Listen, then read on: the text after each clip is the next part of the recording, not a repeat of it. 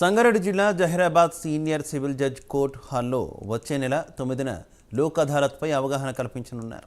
లోక్ అదాలత్ వల్ల కలిగే ప్రయోజనాలు బాధితులకు కక్షిదారులకు తెలపనున్నామని అన్నారు.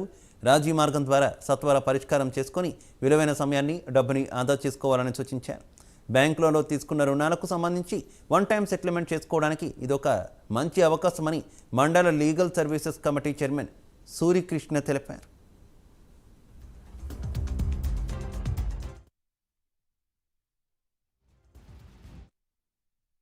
సరే, ఇది ఈరోజు మనం ముఖ్యంగా ఈరోజు ఈ యొక్క మీటింగ్ పెట్టుకోవడానికి ఉద్దేశం ఏంటంటే మన వచ్చే నెల అంటే మార్చి 9వ తేదీ రోజు మనకు నేషనల్ లోక్ అదాలత్ దేశవ్యాప్తంగా పాన్ ఇండియా ప్రోగ్రామ్ గా తీసుకుని ప్రతి కోర్టులో ఆ రోజు నేషనల్ లోక్ అదాలత్ నిర్వహించడం జరుగుతుంది. అదేవిధంగా మన కోర్టులో కూడా నేషనల్ లోక్ అదాలత్ జరుగుతూ ఉంది.